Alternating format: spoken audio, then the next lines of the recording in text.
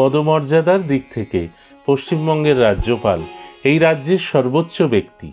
1954 সালে তৎকালীন রাজ্যপাল ডক্টর হরেন্দ্র কুমার মুখার্জিকে পরিষদের পৃষ্ঠপোষকের পদ গ্রহণের জন্যে অনুরোধ জানানো হয়। মাননীয় রাজ্যপাল সানন্দে এবং আগ্রহের সঙ্গে এই পৃষ্ঠপোষকের পদ গ্রহণ করেন। তাঁর দৃষ্টান্ত অনুসরণ করে পরবর্তী রাজ্যপাল শ্রীমতী পদ্মজা নাইডু পরিষদের পৃষ্ঠপোষকের পদ গ্রহণ করেছিলেন।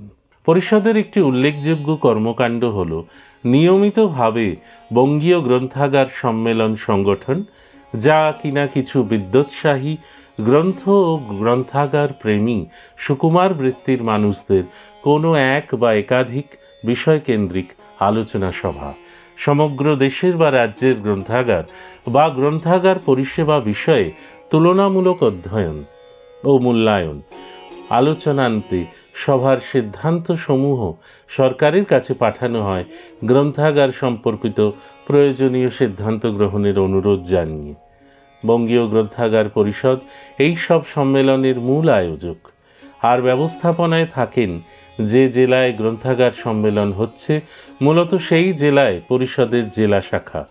প্রথম সম্মেলনটি হয় 1925 সালের 20 ডিসেম্বর কলকাতার অ্যালবার্ট হলে, যেখানে বঙ্গীয় গ্রন্থাগার পরিষদের প্রতিষ্ঠা হয়। প্রথম দিকে সম্মেলন সংগঠনের শেষ পর্যায়ে পরিষদের কর্মকর্তা নির্বাচন করা হতো অনেকটা বার্ষিক সাধারণ সভার মতো। পরবর্তীকালে বঙ্গীয় গ্রন্থাগার সম্মেলন স্বতন্ত্রভাবেই পরিচালিত হয়। যেসব বিশিষ্টজন এই সম্মেলনে যোগ দিয়েছেন তার তালিকা পরিষদের পক্ষে অত্যন্ত গৌরবের। এখনো পর্যন্ত 55টি বঙ্গীয় গ্রন্থাগার সম্মেলন অনুষ্ঠিত হয়েছে। এই সম্মেলনে বিভিন্ন সময়ে যেসব মুখ্যমন্ত্রী ও রাজ্যপাল উপস্থিত ছিলেন তাঁরা হলেন শ্রী ফজলুল হক, 1937 সাল অবিভক্ত বঙ্গদেশের মুখ্যমন্ত্রী ছিলেন। ডক্টর বিধানচন্দ্র রায়, 1955 সাল মুখ্যমন্ত্রী। শ্রী A.L. ডায়াস, 1975 সাল রাজ্যপাল। শ্রী ত্রিভুবন নারায়ণ সিং, 1979 সাল রাজ্যপাল। শ্রী জ্যোতি বসু, 1986 সাল মুখ্যমন্ত্রী। শ্রী জ্যোতি বসু, 1957 সাল মুখ্যমন্ত্রী এবং শ্রী বুদ্ধদেব ভট্টাচার্য, 2000 সাল মুখ্যমন্ত্রী।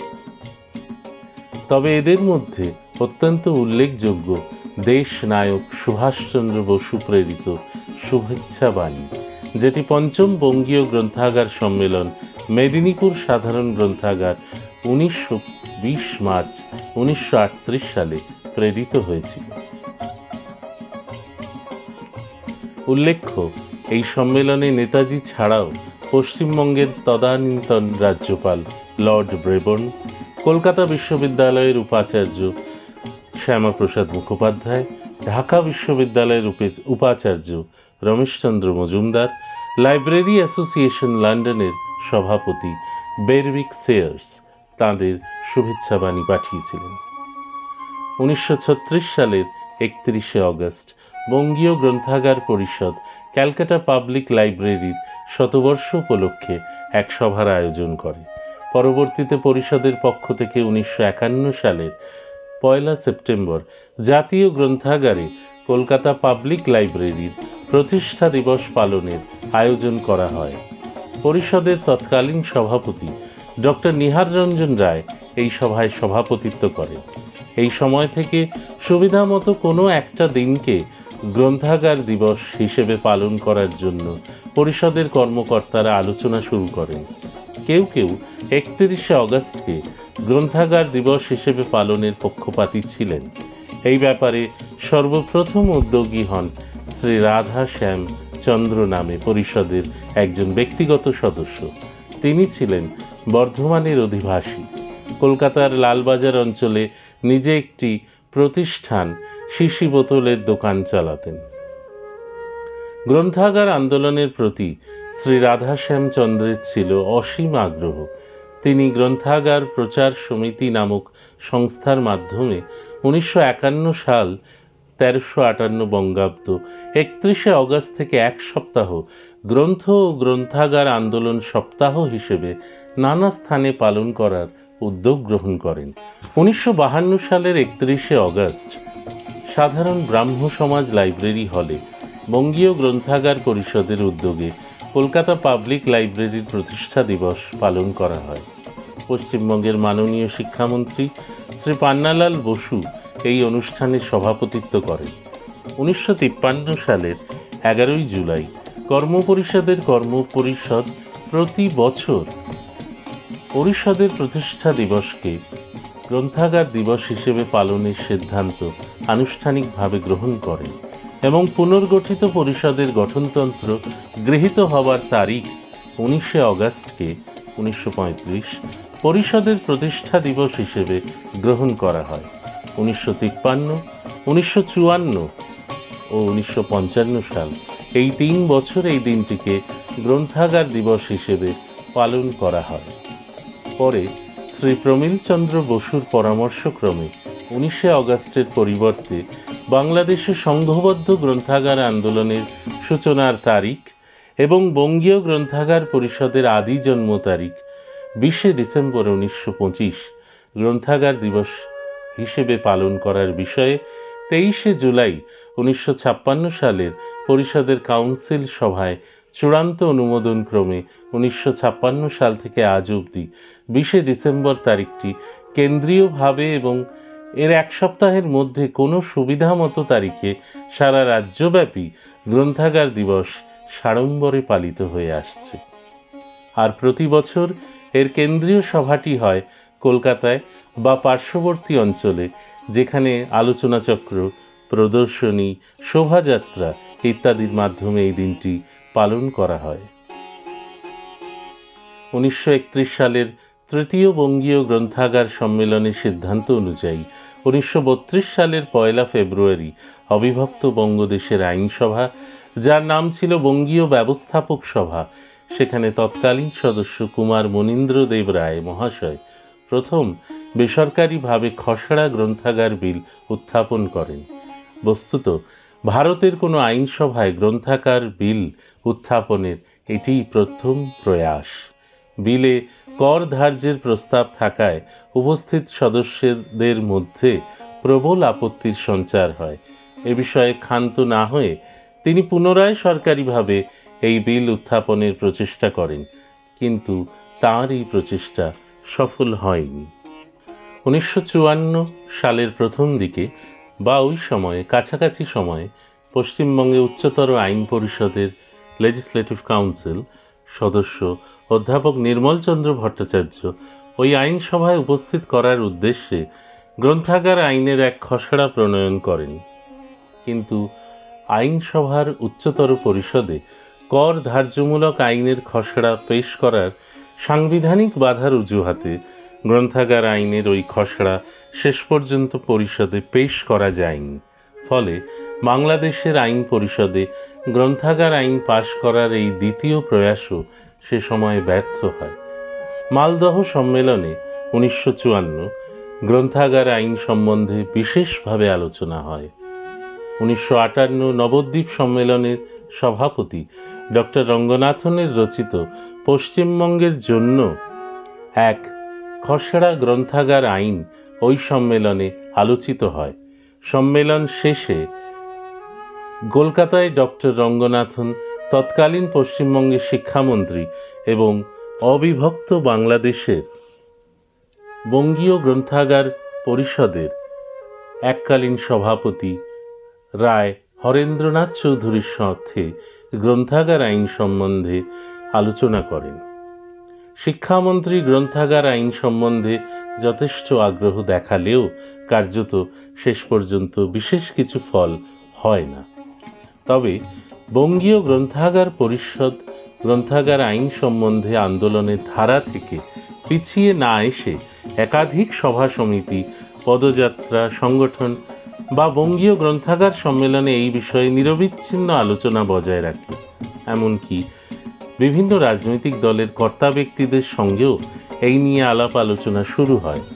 1977 সালের বিধানসভা নির্বাচনে বামফ্রন্টের ইস্তেহারে এই নিয়ে সর্বপ্রথম স্বীকৃতি দেয়া হয়।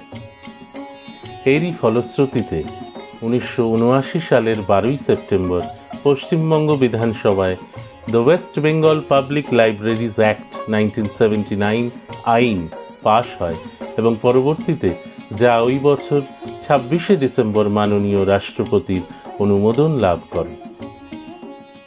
গ্রন্থাগার আইন লাগু হবার আগে সমাজ শিক্ষা দপ্তরের অধীনে 762টি সাধারণ গ্রন্থাগার তাদের পরিষেবা দিয়ে আসছিল। এই আইন লাগু হবার পরে আরও 1712টি সাধারণ গ্রন্থাগারকে আইনের আওতায় আনা হয়। সেই থেকে আজ পর্যন্ত মোট 2480টি সাধারণ গ্রন্থাগার রাজ্যে গ্রন্থাগার আইনের আওতায় রয়েছে। তার মধ্যে শিলিগুড়ির মাটি সাথী লাইব্রেরি 2011 সালের পরে তৈরি হয়েছে। ফণীবাবু অসম্ভব কড়া ছিলেন এবং অসম্ভব স্নেহপ্রবণ ছিলেন। স্নেহপ্রবণ আমাদের মানে লাইব্রেরির বাইরে, লাইব্রেরির মধ্যে ভীষণ কড়া ছিলেন। ওর বাড়িতে যেতাম, প্রায় শুনতাম ঠাকুর ঘরে বসে আছেন। আমি আপনারা তো ঠাকুর মানেন না, তাই সে কী করেন ওখানে বসে বসে? বলেন আমি কেবল ভাবি যে আমি যখন যাব, যখন শুয়ে শুয়ে না যাই। ওনার বাড়িতে একটা লাইব্রেরি ছিল, চিন্তা করা যায় না যে একটা লোকের বাড়িতে ওই রকম বিভিন্ন, শুধু লাইব্রেরি সায়েন্সের নয়, বিভিন্ন সাবজেক্টের ওপর বই ছিল, কিন্তু সেই বইগুলো একেবারে ধূলিসাৎ হয়ে গেল। কিছুতে আমি অনেক চেষ্টা করেছিলাম উদ্ধার করতে, কিন্তু পারিনি। অসম্ভব। আমরা অনেক, প্রবীরবাবু, আমি, অরুণবাবু, আমরা অনেক চেষ্টা করেছিলাম, কিন্তু সেটা করতে পারিনি আমরা। এবং ওনার আর মানে উত্তরসূরি আরও কেউ আসবেন কিনা আমি জানি না, আমরা আশা করবো নিশ্চয়ই আসবেন। কিন্তু এইভাবে লাইব্রেরি নিয়ে চিন্তা করা, এই যে লাইব্রেরি অ্যাক্ট, যেটা কৃষ্ণপদ জানা উচিত, লাইব্রেরি অ্যাক্টের যে খসড়াটা মেনলি ওনার তৈরি করা। 12 সেপ্টেম্বর 1979, তো সেই সময় ওটা সম্ভবত 79-এ পাস হয়েছিল। তারপরে এবং তাই সেই আন্দোলনের, মানে এখনকার যে আন্দোলন দেখি আর তখনকার আন্দোলন দেখতাম, মানে চিন্তা করা যায় না। একটা লোকের কাছে, মানে মৃত্যুঞ্জয় ব্যানার্জি বলতেন আমাদের যে আমরা যখন কমার্শিয়াল লাইব্রেরিতে আসি, যখন দেখি যে চেয়ারটা ফাঁকা, ফণীবাবু নিয়ে আমরা আর নার্ভাস ফিল করি। মানে উনি সত্যি সত্যি ইন ট্রু সেন্স ডক্টর রমনাথের মানে ডিসিপ্লিন ছিল। প্রবীরদাকে আমি প্রথম দেখি তোমার, উনি বোধহয়, যদ্দূর আমার মনে হয় 58 সালে যে নবদ্বীপ কনফারেন্স হয়েছিল, সেই কনফারেন্সে ফণীভূষণ রায় আমার সঙ্গে পরিচয় করিয়ে দিলেন। পাশে বসেছিলেন গোলগাল ভদ্রলোক, নিপাট ভদ্রলোক। ফণীভূষণ রায় বললেন আমরা একসাথে কাজ করি। আচ্ছা, যাই হোক, প্রবীরবাবুর সাথে পরে সাক্ষাৎ হলো। আমি যখন সার্টিফিকেটে ভর্তি হলাম, প্রবীরদা আমাদের ক্লাসিফিকেশন পড়াতেন, প্র্যাকটিস। প্রবীরদা তার ডিগ্রি মুখস্থ ছিল এবং ভদ্রলোককে আমার খুবই ভালো লাগতো। পরবর্তীকালে যখন আমি কলকাতায় এলাম, তখন প্রবীরবাবুর সাথে আমার সাথে ঘনিষ্ঠতা বাড়ে এবং গ্রন্থাগার আন্দোলনের একজন প্রবাদপ্রতিম ব্যক্তি প্রবীরদা, এবং তার কাছ থেকে আমি বহু শিখেছি। তারপরে উনি আর অরুণ রায় দুজনে উদ্যোগ নিয়ে আমাকে যাদবপুর ইউনিভার্সিটিতে নিয়ে যান শিক্ষকতার জন্যে। এবং প্রবীরদা গ্রন্থাগার আন্দোলনের একজন দিকপাল। এই হচ্ছে প্রবীরদা সংক্রান্ত ব্যাপারে। মূল্যায়ন আমি প্রবীরদার করতে পারবো না, করার মতো সে ধৃষ্টতা আমার নেই। সত্যব্রত সেনের সাথে আমার পরিচয় হচ্ছে গ্রন্থাগার বিজ্ঞান ক্লাসে। আমি যখন ডিপ্লোমা পড়ি, তখন আমাদের একটা এক্সকারশনের আয়োজন হয়। তখন মৃণাল আমাকে বললো যে সত্যব্রতর কাছে যেতে হবে। মানে কে সত্যব্রত? বললো রেলওয়েতে কাজ করে। তা আমি মৃণাল, সে সত্যব্রত সেনকে প্রথম দেখি। আমাদের পেছন দিকেই বসে থাকতো, আমাদের ক্লাসে, আমাদের সেকশনেই ছিল। পরবর্তীকালে তার পরিচয় যেটা পেলাম, সে সমীপেশু বলে একটা পত্রিকা চালাতো। আমরা নবদ্বীপে থাকাকালীন সে সমীপেশু আমরা কিনতাম। যেহেতু সমীপেশু সংক্রান্ত ব্যাপারে লিটল ম্যাগাজিন সম্বন্ধে আমাদের ইন্টারেস্ট ছিল, সেই জন্য সত্যবাবুর সাথে আমাদের সে এক্সকারশনে আমরা গেলাম। সেখানে আমরা 16 জন ছিলাম, তার মধ্যে আমাদের লিডার ছিল সত্যব্রত সেন। সত্যব্রত সেন হচ্ছে অসাধারণ সংগঠক। সে সাহিত্যের জন্যে, সে গ্রন্থাগার আন্দোলনের জন্যে সে প্রাণপাত করেছে। সে পাবলিক লাইব্রেরি ডেভেলপমেন্টের সংগঠন ডেভেলপ করার ক্ষেত্রে সত্যব্রত সেন, অনিল দত্ত, এদের মানে তুলনা, অমিয় বন্দ্যোপাধ্যায়, এদের তুলনা হয় না। এরা সবাই, এই তিনজনই ছিলেন খুব, মানে পাবলিক লাইব্রেরি আন্দোলনের ক্ষেত্রে খুব একটা গুরুত্বপূর্ণ ব্যক্তি। পরিষদ প্রতিষ্ঠার পর থেকে সরকারের কাছে আর্থিক সাহায্য দানের দাবি দীর্ঘদিন ধরে তোলা হয়। পরবর্তীকালে দেশ স্বাধীন হবার পরে সুসংহত সাধারণ গ্রন্থাগার ব্যবস্থা গড়ে তোলার ক্ষেত্রে রাজ্য সরকারের একমাত্র সাহায্যকারী সংগঠনের স্বীকৃতিস্বরূপ রাজ্য সরকার পরিষদকে সরকারি সাহায্য হিসেবে 2000 টাকা প্রদান করেন। এই স্বীকৃতির পরে প্রতি বছর এই আর্থিক সাহায্য দীর্ঘদিন যাবৎ পরিষদকে প্রদান করা হয়। 1977 সালে পশ্চিমবঙ্গে বাম সরকার ক্ষমতায় আসীন হলে এই আর্থিক সাহায্যের পরিমাণ ক্রমান্বয়ে বৃদ্ধি পায় এবং একসময় এটি রেকারিং গ্রান্ট হিসেবে স্বীকৃতি পায়। কিন্তু পরিতাপের বিষয় এই যে 2013-14 অর্থবর্ষ থেকে এই রেকারিং গ্রান্টকে পরিবর্তন করে নন রেকারিং গ্রান্ট হিসেবে ধার্য করা হয়। 2022-23 অর্থবর্ষ পর্যন্ত এই অনুদান পাওয়া গেছে। তারপর থেকে এই আর্থিক অনুদান আর পাওয়া যায়নি। তবে শুধু বার্ষিক অনুদানই নয়, বিভিন্ন বিষয়ে সময়ে সময়ে পরিষদ সরকার কর্তৃক অনুদান পেয়েছে। যেমন সার্টিফিকেট কোর্স পরিচালনা করার জন্যে, পরিষদের কম্পিউটার প্রশিক্ষণ কেন্দ্র গড়ে তোলার জন্য, পশ্চিমবঙ্গের বিভিন্ন শহর গ্রন্থাগারিকদের কোহা সফটওয়্যার প্রশিক্ষণের জন্য ইত্যাদি। বঙ্গীয় গ্রন্থাগার পরিষদের সহযোগিতায় এবং হুগলি জেলা গ্রন্থাগার পরিষদের উদ্যোগে ও ব্যবস্থাপনায় 1934 সালের ডিসেম্বর মাসে হুগলি জেলার সব রকমের গ্রন্থাগারের অবস্থা পরিদর্শন ও পর্যালোচনা শুরু হয়। এর দায়িত্ব প্রমীল চন্দ্র বসুর উপরে ন্যস্ত হয়। এই সমীক্ষার অভাবনীয় সাফল্যে উৎসাহিত হয়ে বঙ্গীয় গ্রন্থাগার পরিষদ এই দশকের দ্বিতীয় ভাগে কলকাতা, হাওড়া আর ত্রিপুরা জেলার ব্রাহ্মণবেড়িয়া মহকুমায়, বর্তমানে বাংলাদেশের অন্তর্গত, অবস্থিত গ্রন্থাগারগুলির সমীক্ষা পরিচালনা করে। বিভিন্ন ধরনের গ্রন্থাগারের সমীক্ষা সম্পূর্ণ হওয়ার পরে এই সমীক্ষারই লব্ধ ফল অবিভক্ত বঙ্গদেশের গ্রন্থাগারগুলির একটি বিস্তৃত ডাইরেক্টরি 1942 সালে প্রকাশিত হয়, যার নাম দেয়া হয় বেঙ্গল লাইব্রেরি ডিরেক্টরি।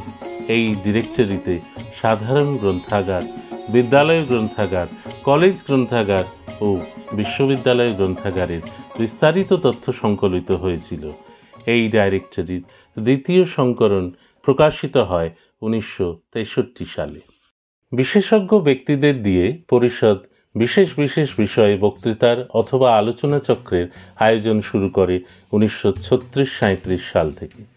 বিশ্বভারতীয় গ্রন্থাগারিক শ্রী প্রভাত কুমার মুখোপাধ্যায়ের দশমিক পদ্ধতির বর্গীকরণ 1936, ইন্ডিয়ান মেডিকেল রেকর্ডের সম্পাদক ডক্টর সন্তোষ কুমার মুখোপাধ্যায়ের রোগী ও অসক্তদের জন্য গ্রন্থাগার পরিবেশন 1936, ইম্পেরিয়াল লাইব্রেরির গ্রন্থাগারিক খলিফা মোহাম্মদ আসাদুল্লাহ সাহেবের গ্রন্থাগার সংগঠন 1936, শ্রী অপূর্ব কুমার চন্দের বিদ্যালয়ের গ্রন্থাগার 1936, শিশু ভারতীয় সম্পাদক শ্রী যোগেন্দ্রনাথ গুপ্তের ভারতীয় শিশু সাহিত্য 1937, WC ওয়ার্ডসওয়ার্থ সাহেবের গ্রন্থাগার আইন 1938 প্রভৃতি বক্তৃতা এবং সাহিত্যের বাজার 1937 সম্বন্ধে আলোচনা চক্রে কবি শ্রী নরেন্দ্র দেব, সাহিত্যিক শ্রী বিভূতিভূষণ বন্দ্যোপাধ্যায়, শিল্পী শ্রী অধেন্দ্র কুমার গাঙ্গুলি প্রমুখের যোগদান উল্লেখযোগ্য। সাহিত্যিক শ্রী সজনীকান্ত দাসও পরিষদ আয়োজিত এইরকম সভায় অংশগ্রহণ করেছিলেন। স্বাধীনতার পর থেকে সময়ে সময়ে বিশেষ বিষয়ে একাধিক বক্তৃতামালার আয়োজন করা হলেও 1970 সাল থেকে সুশীল কুমার ঘোষ স্মারক বক্তৃতার মধ্য দিয়ে পরিষদের স্মারক বক্তৃতা শুরু হয়। এখনো পর্যন্ত বিভিন্ন জনের নামে 8টি স্মারক বক্তৃতার আয়োজন করা হয়ে আসছে, যেগুলি হল সুশীল কুমার ঘোষ স্মারক বক্তৃতা 1970, শচীদেবী স্মারক বক্তৃতা 1978, রাজকুমার মুখোপাধ্যায় স্মারক বক্তৃতা 2002, গীতা চট্টোপাধ্যায় স্মারক বক্তৃতা 2012, ফণীভূষণ রায় স্মারক বক্তৃতা 2017। কোভিডের সময় যখন সারা বিশ্ব স্তব্ধ হয়ে গেছিল, তখন কিন্তু পরিষদের কর্মকাণ্ড স্তব্ধ হয়ে যায়নি। এই সময় অনলাইনে বিভিন্ন বিষয়ে পরিষদ একাধিক বক্তৃতার আয়োজন করে, যা সুধী মণ্ডলে খুবই প্রশংসাপ্রাপ্ত হয়। Congratulations to everyone at the Bengal Library Association on your centenary. As a representative of the American Library Association on the celebration of our 150th year, it is an honor and a privilege to be here to celebrate with all of you the incredibly good work that has happened through the Bengal Library Association over the past 100 years. The steadfast commitment to libraries, to the communities that libraries serve, to the sharing of wisdom and knowledge, that none of that work can happen without the strength of the association.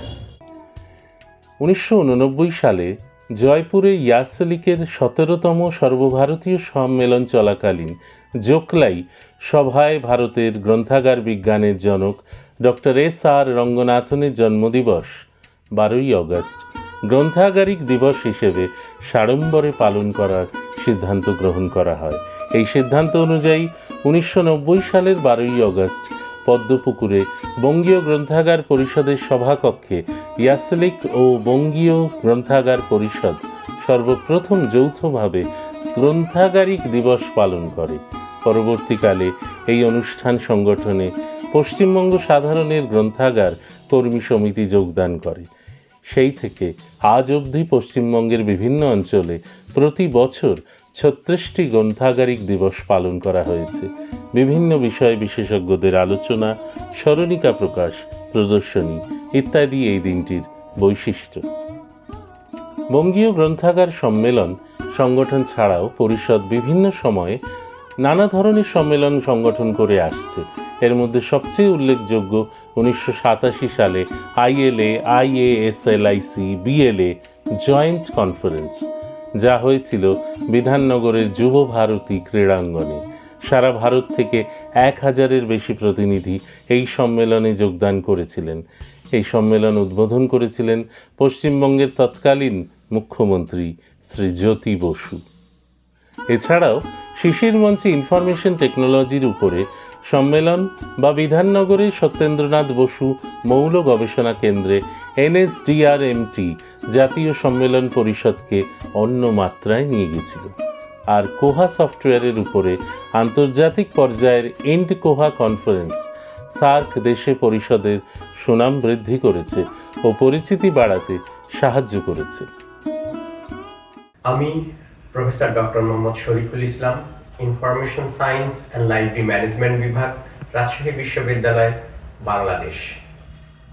বঙ্গীয় গ্রন্থাগার পরিষদের শতবর্ষ উদযাপনে আপনাদের সকলকে অভিবাদন জানাচ্ছি। আমি বঙ্গীয় গ্রন্থাগার পরিষদের 2017, 2019 এবং 2023 সালের আন্তর্জাতিক কনফারেন্সে অংশগ্রহণ করেছি। আপনাদের আতিথেয়তা এবং আন্তরিকতা আমাকে মুগ্ধ করেছে। 2024 সালের 20 ডিসেম্বর বঙ্গীয় গ্রন্থাগার পরিষদ শতবর্ষে পদার্পণ করেছে।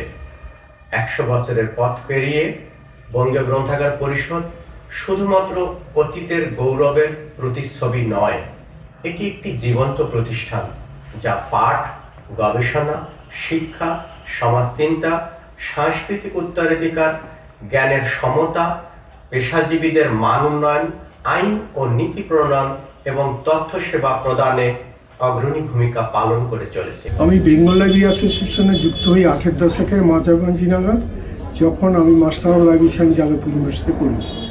মুকুন্দ আমাদের মঙ্গল প্রসাদ সিনহা, প্রবীর রায়চৌধুরী, তারা ইনসিস্ট করলেন to become a member the association, এবং তার জন্যই আমি BLA-তে লাইভ মেম্বার হই। এবং পরবর্তীকালে এখানে আমি ইনফরমেশন সোর্সেস সার্ভিস সাবজেক্টটা পড়াই 2 বছর দিই। বেঙ্গল লাইব্রেরি অ্যাসোসিয়েশন তার নিজের পুরো ঐতিহ্য নিয়ে এখনও চালিয়ে যাচ্ছে এবং সারা বছর যে ধরনের প্রোগ্রামগুলো করেছে সবই লাইব্রেরি ডেভেলপমেন্টের ক্ষেত্রে খুবই কাজের দিয়ে। আমি আশা করি যে BLA এইভাবে তার সমস্ত কর্মসূচিকে এগিয়ে নিয়ে যায়। পরিষদ তার ছাত্রছাত্রীদের গ্রন্থাগার বৃত্তিতে যুক্ত মানুষদের বা বিভিন্ন গ্রন্থাগারকে উল্লেখযোগ্য অবদানের জন্য উৎসাহ দানের অঙ্গ হিসেবে ধারাবাহিকভাবে বিভিন্ন ধরনের পুরস্কার প্রদান করে আসছে। তবে প্রথম পুরস্কার প্রদান 1937 সালে শ্রী অনাথনাথ বসু তার মায়ের স্মৃতিতে সার্টিফিকেট কোর্সের প্রথম স্থানাধিকারীকে ফিরোজ কুমারী বসু পারিতোষিক দেবার ব্যবস্থা করেছিলেন। তবে সার্টিফিকেট কোর্সে প্রথম ধারাবাহিক পুরস্কার চালু হয় 9-এর দশক থেকে। প্রথম দিকে এই পরীক্ষার প্রথম স্থানাধিকারী ছাত্র অথবা ছাত্রীকে কুমার মনীন্দ্র দেব রায় মহাশয় স্মারক রৌপ্য পদক, মৈথিলী সেনগুপ্ত স্মারক রৌপ্য পদক, সলিল চাকলাদার গ্রন্থ পুরস্কার এবং 2010-এর দশকে এর সঙ্গে এই পরীক্ষার দ্বিতীয় স্থানাধিকারীকে মঙ্গলা প্রসাদ সিনহা ও নির্মলেন্দু মুখোপাধ্যায় স্মারক পদক এবং তৃতীয় স্থানাধিকারীকে গীতা চট্টোপাধ্যায় স্মারক রৌপ্য পদক প্রদান করা হয়ে আসছে। সমাবর্তন অনুষ্ঠানে শিক্ষা জগতের কোনো বিশিষ্টজন সার্টিফিকেট কোর্সের উত্তীর্ণ ছাত্রছাত্রীদের শংসাপত্র প্রদান করেন ও দীক্ষান্ত ভাষণ দেন। আগে পরিষদের গ্রন্থাগার দিবসের অনুষ্ঠানের দিনেই এই সমাবর্তন অনুষ্ঠিত হতো, তবে বেশ কিছু বছর আগে থেকেই আলাদা দিনে এই অনুষ্ঠান সংগঠিত হচ্ছে।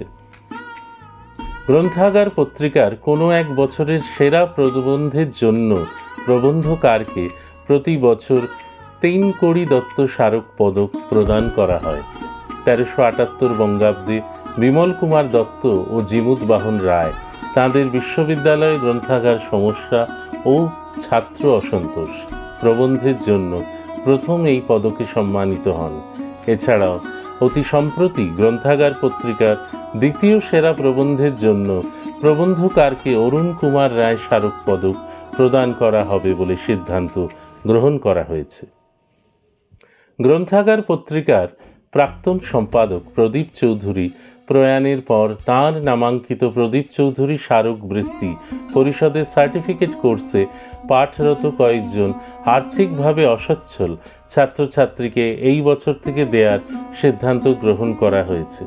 এছাড়াও পরিষদের প্রাক্তন সভাপতি প্রয়াত সৌরেন্দ্রমোহন গঙ্গোপাধ্যায়ের নামাঙ্কিত সৌরেন্দ্রমোহন গঙ্গোপাধ্যায় শ্রেষ্ঠ বিদ্যালয় গ্রন্থাগার পুরস্কার এবং সৌরেন্দ্রমোহন গঙ্গোপাধ্যায় শ্রেষ্ঠ শিশু গ্রন্থাগার পুরস্কার পরিষদ প্রদান করে থাকে। ডক্টর সৌরেন্দ্রমোহন গঙ্গোপাধ্যায়ের সঙ্গে আমার দীর্ঘদিনের পরিচয়, সম্ভবত 68 থেকে, কারণ 68 থেকেই আমি বিএলের সঙ্গে মোটামুটি যুক্ত ছিলাম। আমি এখানকার স্টুডেন্ট ছিলাম না, কিন্তু কমার্শিয়াল লাইব্রেরিতে কাজ করার জন্য আমি ওখানে আসা যাওয়া করতাম। শনিবাস ভূষণ রায় ছিলেন, ওনার সূত্র ধরে। আর সৌরেনবাবুর সঙ্গে সত্যি সত্যি আমার খুবই যোগাযোগ ছিল ইয়াসলিকের মাধ্যমে। ইয়াসলিকে যে সমস্ত কনফারেন্সগুলো হতো উনি রেগুলার যেতেন। উনি পরে ওখানকার সেক্রেটারি হয়েছিলেন। এই সেক্রেটারি হতে তখনও আমার সঙ্গে খুবই যোগাযোগ। তার উপরে আরও হলো, যখন আমি আমার নতুন বাড়িতে চলে গেলাম, আমার বাড়ির খুব কাছেই ওনার বাড়ি ছিল এবং উনি রোজ বারান্দায় দাঁড়িয়ে থাকতেন আমি যখন অফিস যেতাম। উনি এবং ওনার স্ত্রী সুচিত্রা দি সম্প্রতি চলে গেলেন, ওদের সঙ্গে আমার খুবই ভালো যোগাযোগ ছিলেন। আর সৌরেনবাবু যেভাবে লাইব্রেরি সম্বন্ধে চিন্তা করতেন, মাঝে মাঝে আমার বাড়ি থেকে একটু দুঃখও করতেন যে যেভাবে উনি চাইতেন ঠিক সেভাবে চলছিল না।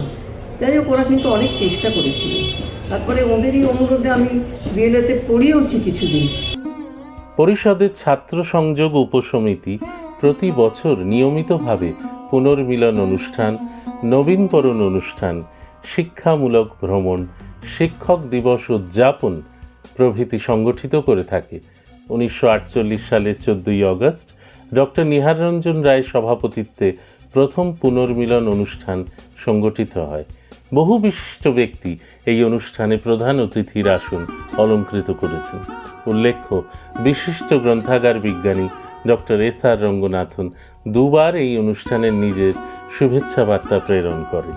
এছাড়াও এই উপসমিতির তত্ত্বাবধানে বেশ কিছু গ্রন্থাগারে শিক্ষামূলক ভ্রমণ সংগঠিত করা হয়, যাদের মধ্যে উল্লেখযোগ্য কলকাতার জাতীয় গ্রন্থাগার, এশিয়াটিক সোসাইটি গ্রন্থাগার, বিদ্যাসাগর বিশ্ববিদ্যালয় গ্রন্থাগার, আইআইটি খড়গপুর গ্রন্থাগার প্রভৃতি।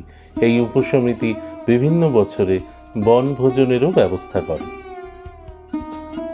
2001 সালে পশ্চিমবঙ্গ সরকারের জনশিক্ষা হবে প্রসার ও গ্রন্থাগার পরিষেবা দপ্তর থেকে পরিষদের নতুন কম্পিউটার সেন্টার খোলার জন্য 11 লক্ষ টাকা বরাদ্দ করা হয়। উদ্দেশ্য ছিল একটাই, রাজ্যের বিভিন্ন গ্রন্থাগারিক বা গ্রন্থাগার বিজ্ঞানের ছাত্রছাত্রীদের কম্পিউটার শিক্ষায় শিক্ষিত করা। সেই থেকে নতুন কম্পিউটার সেন্টারে পরিষদের পক্ষ থেকে ধারাবাহিকভাবে প্রথমে সিডিএস ISIS, পরে WINISIS এবং 2011 সালের পর থেকে কোহা সফটওয়্যারের প্রশিক্ষণ দেয়া শুরু হয়। রাজ্য সরকারের অনুরোধে 2011 সালের ডিসেম্বর মাস থেকে 2012 সালের জানুয়ারি মাস পর্যন্ত রাজ্যের 170টি শহর গ্রন্থাগারের গ্রন্থাগারিকদের কোহা সফটওয়্যারের ধারাবাহিক প্রশিক্ষণ দেয়া হয় এবং পরে সরকারের অনুরোধে পরিষদ এইসব গ্রন্থাগারে কোহা সফটওয়্যার ইনস্টল করে। সেই থেকে শুরু করে পরিষদের কোহা সফটওয়্যার প্রশিক্ষণ কেন্দ্র সাফল্যের সঙ্গে ধারাবাহিকভাবে প্রশিক্ষণ দিয়ে আসছে এবং দেশ ও দেশের বাইরে 200টির বেশি গ্রন্থাগারে কোহা সফটওয়্যার ইনস্টল করেছে। শুধুমাত্র গ্রন্থাগার বিজ্ঞান প্রশিক্ষণ নয়, যে কোনো ধরনের সামাজিক আন্দোলনে পরিষদ সর্বদা সদা সচেষ্ট। তাই গ্রন্থাগার বিজ্ঞানে পাশ করা ছাত্রছাত্রীদের নিয়োগের জন্য পরিষদ পথে নামে, সাংবাদিক সম্মেলন অনুষ্ঠিত করে, বিকাশ ভবন অভিযানে অংশগ্রহণ করে বা গণকনভেনশনের ডাক দেয়। এছাড়াও অভয়ার নারকীয় নির্যাতন ও হত্যাকাণ্ডের প্রতিবাদে পরিষদ গর্জে ওঠে ও রাজপথে মিছিল সংগঠিত করে।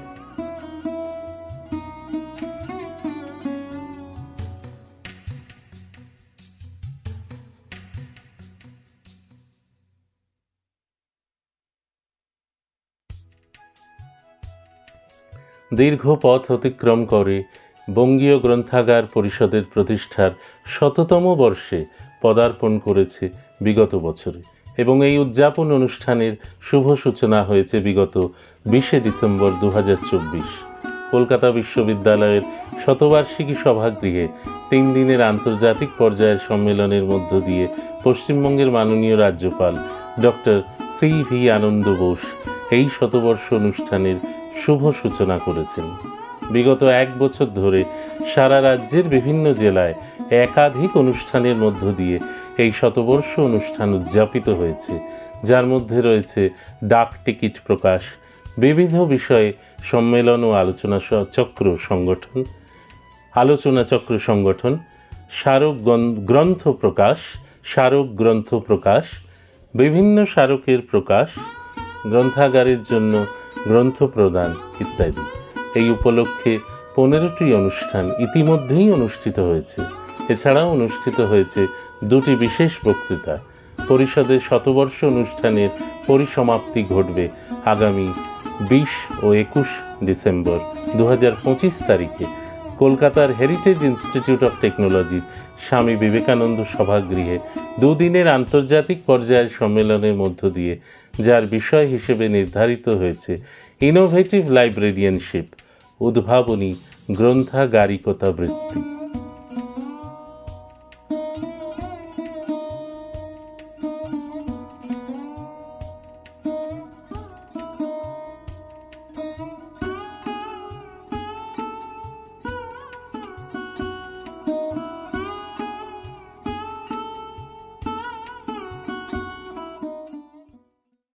The Bengal Library Association was founded in 1925 after a resolution was passed during the 1924 All India Library Association Conference, and it called for the establishment of library associations for all of India's provinces.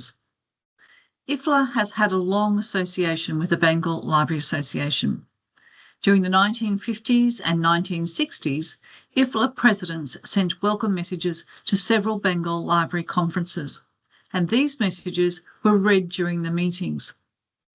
Along with the communication shared with the Indian Library Association and other regional associations in India, IFLA's correspondence with the BLA shows a high level of mutual respect and knowledge in each other's development.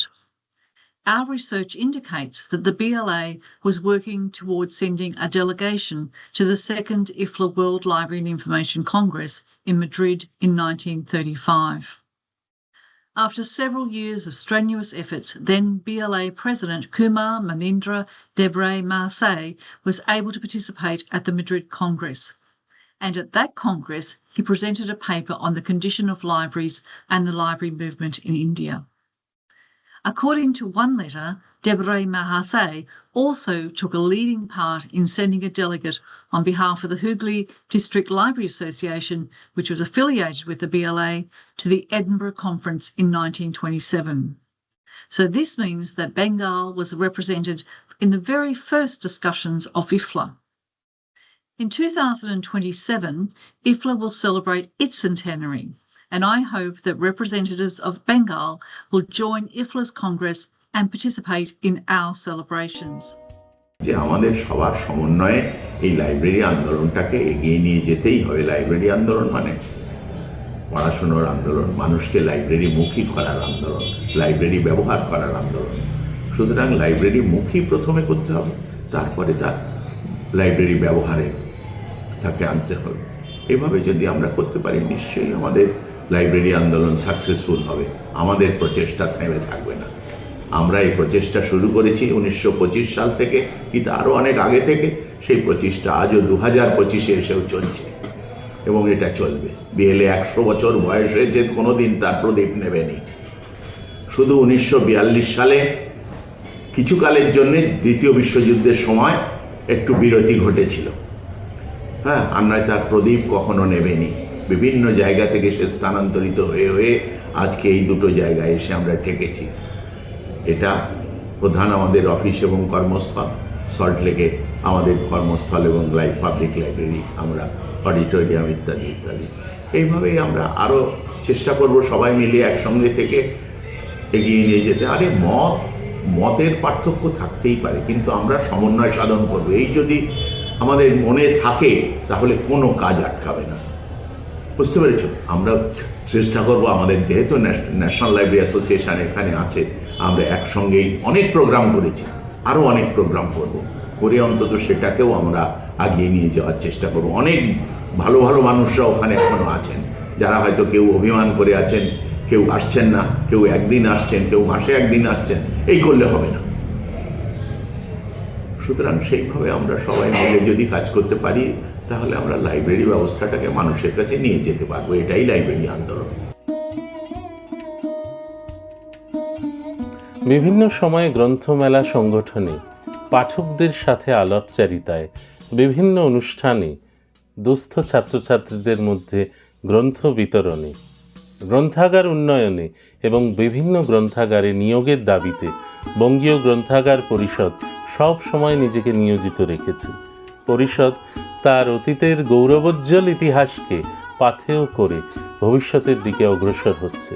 শুধু অতীতকে স্মরণ করা নয়, পরিষদের বিস্তৃত কর্মকাণ্ডে তার ছাত্রছাত্রী, সদস্যবৃন্দ, শুভানুধ্যায়ী, গ্রন্থ ও গ্রন্থাগার প্রেমী আপামর জনসাধারণ অংশগ্রহণ করবে এবং ভবিষ্যতের এই যাত্রায় পরিষদকে অনেক দূর এগিয়ে নিয়ে যাবে, এই কামনা করি। বঙ্গীয় গ্রন্থাগার পরিষদের শতবর্ষ উদযাপন আমাদের কাছে একটা অত্যন্ত গৌরবের বিষয়, এবং যে ধারাটাকে আমরা বজায় রেখেছি, যাদের আমরা উত্তরসূরি, তাদের কথা ভাবতে সত্যি আমার কাছে অন্তত গর্ব অনুভব হয়। আমাদের প্রথম সম্পাদক সুশীল কুমার ঘোষ একজন স্বাধীনতা সংগ্রামী ছিলেন। তারপর দেখতে গেলে আমাদের প্রথম দিককার সম্পাদক, তারপরে তিনকড়ি দত্ত বা কুমার মনীন্দ্র দেব রায় মহাশয় সভাপতি ছিলেন দীর্ঘকাল। আমরা কখনো ভাবতে পেরেছিলাম যে 1932 সালে দেশের মধ্যে প্রথম উনি পাবলিক লাইব্রেরি বিল উত্থাপন করবেন বঙ্গীয় ব্যবস্থাপক সভায়, এবং ডক্টর নিহার রঞ্জন রায় প্রথম বাঙালি হিসাবে লন্ডন বিশ্ববিদ্যালয় থেকে ডিপ্লোমা করতে গেছিলেন। প্রবীণ চন্দ্র বসু, গ্রন্থাগার বিজ্ঞান শিক্ষণ বলতে গেলেই যার নাম সবার আগে আসে তিনি প্রবীণ চন্দ্র বসু। সেই থেকে আরম্ভ করে পরবর্তীকালে ফণীভূষণ রায়, আমাদের অত্যন্ত শ্রদ্ধার, কি সৌরেন্দ্রবাবু, সৌরেন্দ্রমোহন গঙ্গোপাধ্যায়, বিজয়নাথ মুখোপাধ্যায়, প্রবীর রায়চৌধুরী, নির্মলেন্দু মুখোপাধ্যায়, চঞ্চল কুমার সেন বা সত্যব্রত সেন, এরকম আমাদের ঐতিহ্য কিন্তু দীর্ঘদিনের। এবং এদের যে প্রজ্ঞা, এদের যে ত্যাগ এবং এদের যে অনুশাসন এবং একই সঙ্গে এদের যে স্নেহ সবার উপর বর্ষিত হয়েছে, সেটা ভাবতে আমাদের সত্যি অবাক লাগে। এবং এটা বাস্তব কথা যে এদের দীর্ঘকালের যে প্রয়াস, তার প্রয়াসের ফলেই কিন্তু বিএলএ আজকে 100 বছরে পদার্পণ করেছে এবং 100 বছর অতিক্রম করেছে। তাই আমি আজকে সবার কাছে এই আবেদনই করছি যে বিএলএতে সবাই আসুন, বিএলএকে জানুন, বিএলএ নিয়ে পড়াশোনা করুন। কারণ বিএলএকে যদি আমরা না বাঁচাতে পারি, বিএলএকে যদি আমরা না টেকাতে পারি, তাহলে কিন্তু আমাদের রাজ্যের তথা দেশে যে গ্রন্থাগার আন্দোলনের ঐতিহ্য, যে গ্রন্থাগার তৈরির যে ঐতিহ্য, সেগুলো কিন্তু বিলুপ্ত হবে।